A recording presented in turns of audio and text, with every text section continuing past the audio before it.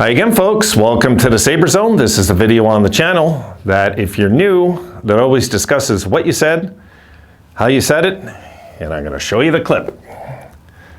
And we'll discuss a bit about this.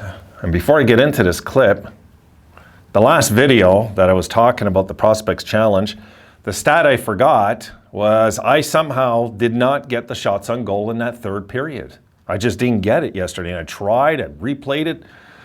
Trying to hear the PA announcer, I didn't hear, unless it just went over my head. I didn't get the shots in the third. If anybody knows the shots in that third period, let me know, please. I know it was 19-19 after two periods. I'm just curious what the final shots were in that crazy period yesterday. All right, here comes the clip. And shout out goes to James Miller. And this was on the RJ tribute video I put up. He goes, since I started watching the Sabres hockey as a 5-year-old back in 1977. The players changed, the team colors and logo changed, the owners changed, the arena changed, the GMs changed, the coaches changed, and the sports writers changed. The one constant in listening to and watching Sabres hockey that connected the 5-year-old and the 50-year-old fan in me was RJ. It'll never be the same without his voice and presence. I think it's a good topic to talk about, because it's kind of something I think we have to get ready for, James. A lot of us, it's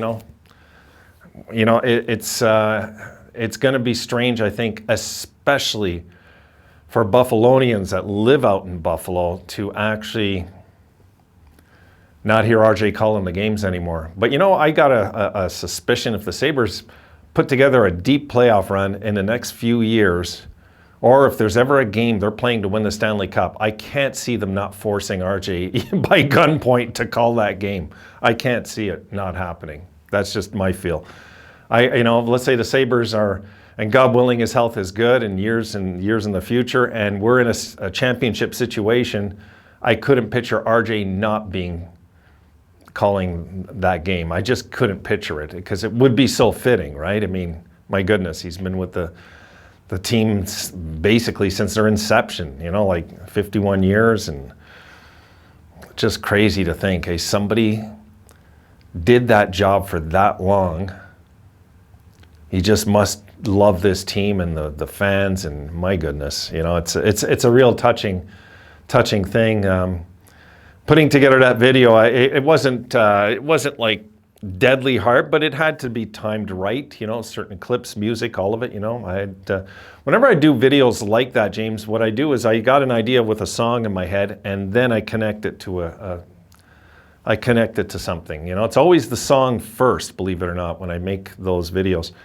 So yeah, that's something that really, as we're coming into the season, we're all aware of it, and it's almost like we don't really want to talk about that because I think it's going to be a little painful, regardless how the season goes, for a lot of fans that are just used to hearing RJ's voice, whether it be at midnight or 2 in the afternoon, and I can relate to it, because when I grew up, I kind of grew up with certain voices out here I got used to, so I can relate to it that way. I didn't grow up with RJ, so I'm kind of a little envious of the fans in Buffalo. I really am, as the years have went on, and it just it's kind of like in the movie Titanic when he talked about, he didn't understand. It wasn't about, like, he was chasing that necklace, right? The heart of the ocean. He was chasing the heart of the ocean.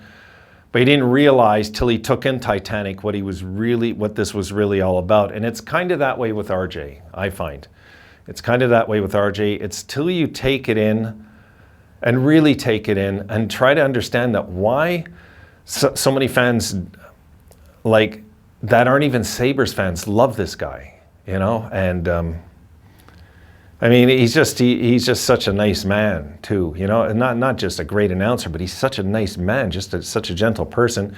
And I remember looking at his wife, in those pictures, and it's just, he's had such a happy life, So I'm happy for him. I'm sure he's going to miss it as much as everybody's going to miss him. He's going to miss it too. I'm sure. And of course, I'm sure he's going to be at games and make appearances and you know, he can't stay away. He just loves the team too much. He's hooked. he's hooked. That's what the Sabres do to you. They hook you and they reel you in, and that's it. You know, your heart is there for life. And yeah, it is going to be strange, to say the least, for sure. Because I'm in the day and age now. It's been a long time. I just listen to RJ now when the Sabres, when I'm watching streaming games, whatever. I'll just listen to RJ. It's easy to find now, but back in the 80s and stuff, no, I would only really hear him in some playoff games or calls on TV. You know what I mean? I didn't really have access like the majority of Buffalo fans did back then. So it was these legends, you know. Like I was thinking of Vince Scully too in baseball, you know. And not to throw this into a baseball talk, but you know, Vince Scully being gone now, and just what an iconic voice he was for baseball. I kind of look at RJ in the same light as that, you know. And it's gonna be an empty feeling for the fans, I think, in the beginning. It will be. It's gonna be an adjustment period, like anything. People are gonna say, God, I miss RJ. I'm gonna be hearing it on my channel, I'm sure of it, all year long. You guys will be talking about a call that, you know, that RJ would have nailed that call if he was calling that goal and things like that. But hey, you know, it's time doesn't stand still for no man, unfortunately. And but what a career, eh? My goodness, what a career. And it was weird because I just got into thinking about crowds, attendance, and then I thought of RJ. I thought of RJ night, and it just seemed like I said, you know what, I'm going to make a video on RJ. Like it came to me all of a sudden. It wasn't something I planned the day before. I woke up that day and it just got into making videos that day. And I said, yeah, I'm going to make a montage of another RJ montage. And yeah, he'll be missed for sure, James. My goodness. What can you say about a legend that hasn't been said already, really? I think he will go down in NHL history as the greatest color commentator ever.